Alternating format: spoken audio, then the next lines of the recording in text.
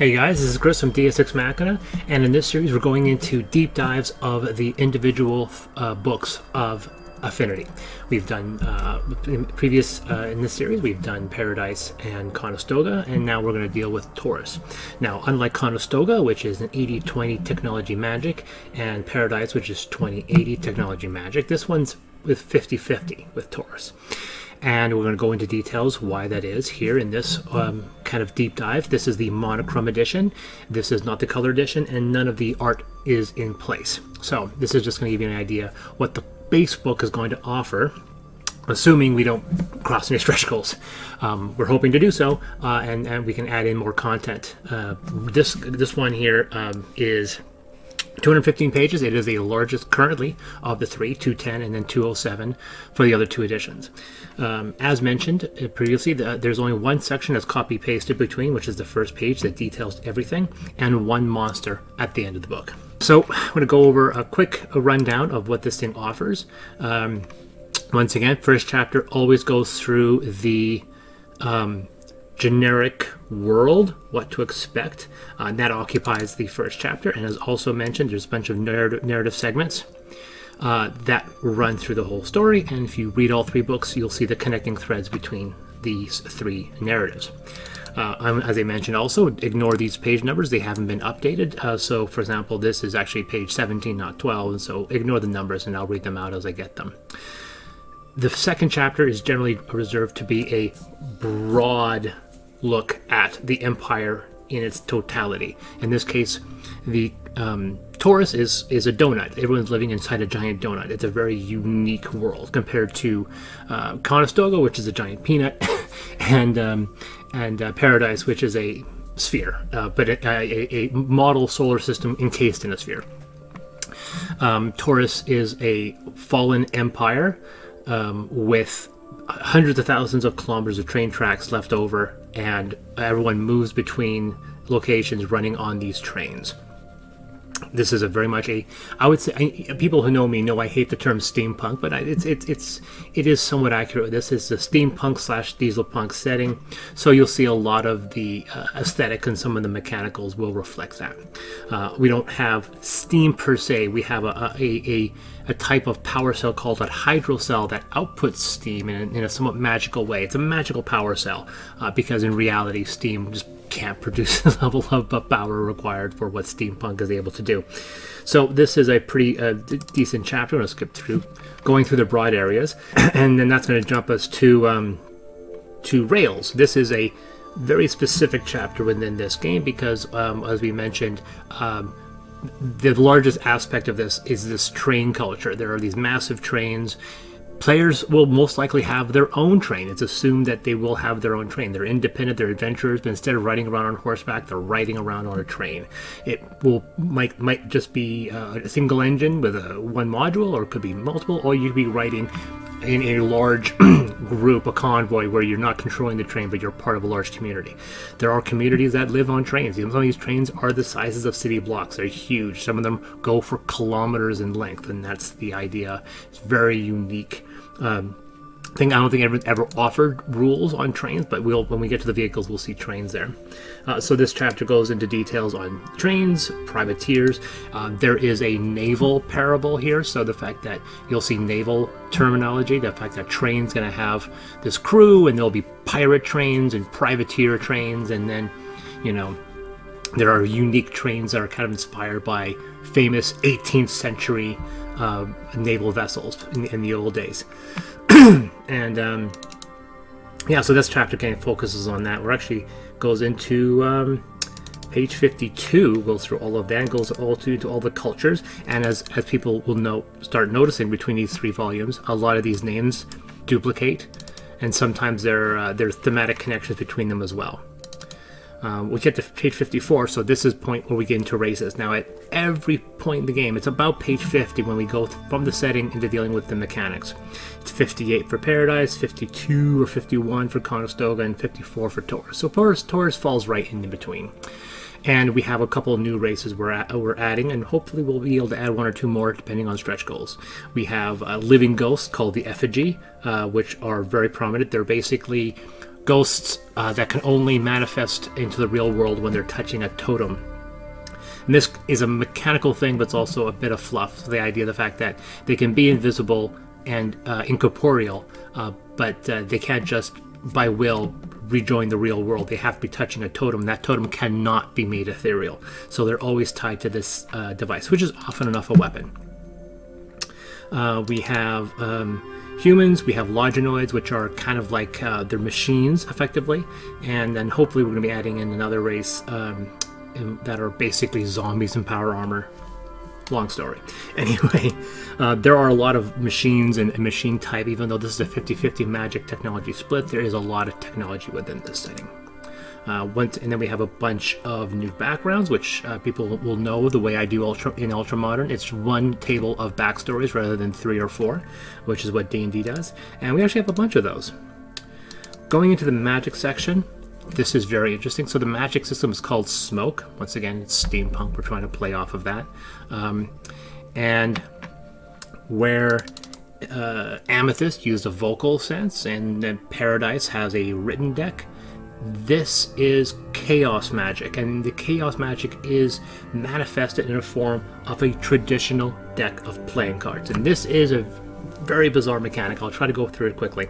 The idea that a player is going to possess an actual deck of cards. And this deck at the beginning is just going to be all the aces, all the twos, all the threes. And this is a very, very basic deck. And this is basically, as you play your character over the many levels, you'll be deck building. When you reach a level, you can add a card of a higher level, add more cards of equal level, or remove permanently cards of lower level. Simultaneously, you're able to add a couple of the face cards, which give unique abilities, and increase the power of specific cards based off favorite suits. So if you have a favorite suit that's hearts, for example, when you draw the hearts, a heart like a jack of hearts or an ace of hearts, they're more powerful than a traditional, say, ace of spades or a jack of spades, for example. And that's how the magic is. So the idea when you're starting casting, you're drawing these cards, and they'll tell you your power level for that spell. Most spells have a broad range of power with them, which means that if you're having a quote-unquote fireball, that fireball, if you draw a 1 cost, it becomes a 1 power fireball. You draw 3, it could be a 3 power fireball. And there are ways to increase the power by drawing extra cards and so forth. But by doing that, you're reducing that power that you're going to be using for later battles. When you do a short rest, you can shuffle some random cards back into your deck, and then when you do a long rest, you can shuffle a larger number back into your main deck. There's also a Joker, and the Joker is your critical failure. It's your natural 1, and there always is a Joker. If you fall to 0 hit points without dying, you insert additional Jokers, and then as you go through long rest, you can remove them again. So there's a lot of rules, and I'm hoping really fun mechanics involving that. But the idea, the fact that you can charge up spells, you can build up your energy over many rounds by adding more power to them. There's rules, once again, we've talked about, and of course the terminology within the deck is inspired by playing cards, by poker and so forth. So we have the turn, the favorite suit, reclaiming, and you'll see a lot of terminology that are kind of inspired by poker and other terms. And so we have, and then we have the kicker, and the kicker are basically what happens when you add specific face cards, the king of spades, the king of clubs, and so forth. And there are limits on which ones you can add. And you have active powers, and the active powers are once again inspired by poker. There's the ante, the dead draw, the fold, the hand. These are all things that increase your capacity. You can also build a homunculus, which is a mechanical creature, because this is a techno mage. You can actually build devices that hold spells that contain that chaos magic. So when you're casting a spell, you have to draw the power, but you also most of the time have to have a device that contains that chaos magic. This can be in the form of a compass, sometimes or a mechanical device that serves no other purpose than to contain it. And so this is, once again, this kind of weird steam gear technology, but this is now designed to specifically hold in magic. The reason why is that we've introduced this new material called brass. The currency is based off of brass, and you basically use brass in order to hold these etchings, and these inscriptions contain this chaos magic. And you can add in etchings to a homunculus, which is basically a mechanical being, which is you're familiar. You can add these brass etchings to weapons, to enchant weapons. We'll go into that in a few seconds. And most importantly, you can also build these devices, which we'll see later, which can contain multiple spells. They're called analogs. And you can actually have analogs that contain multiple spells. You can have a device that you would use for multiple spells.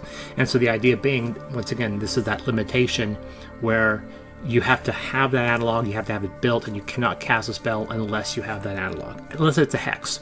A hex is your 0 level spells that you can cast all the time. That's something very basic, and we see that with every caster. But once again, this is not a Vancian-based magic system.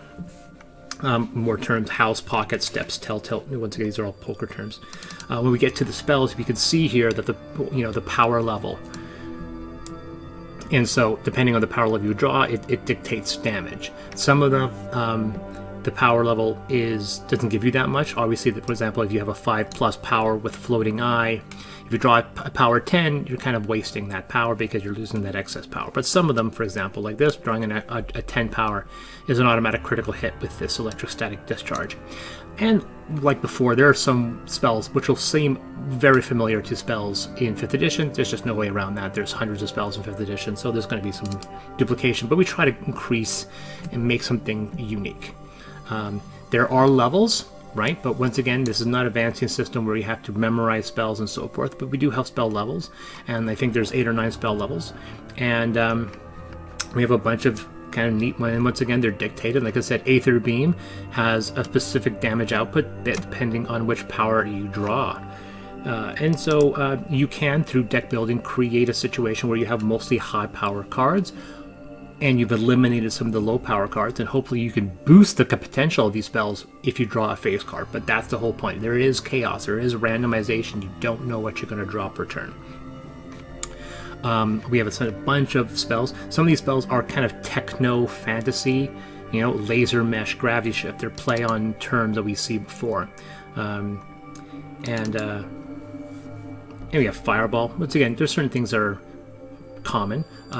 Form Animec, this actually is a way of creating monsters, because a lot of the monsters are actually wild chaos creations of technology. Not too dissimilar to, I'm trying to remember the video game, where it's post-apocalyptic and all the animals are machines. I can't remember the name of the game. There's creatures like that within the Torus setting, and you can create them yourself with Form Animec. And we'll see in the monster setting bunch of these creatures, these robotic animals. There's a bunch of spells. We're actually onto page 110 already. Blade Storm, Sequence Blast, and Tier 8 Mind Hack. Some really neat spells here. Astral Projection, Death Vision, Cyber Shell, some really cool cybernetic cybers. So I wanted to make this magic system different than the techno magic system that's present in Ultra Modern. The Dark system, as you guys know, that one's very much also techno magic. I wanted this to definitely feel more steampunk occult magic. There's no way to differentiate when you have two techno magic systems. There may be some similarities, but I try to make it feel different. So you don't have the type of technology that's in Ultra Modern in here. We have a new type of system that's trying to be unique.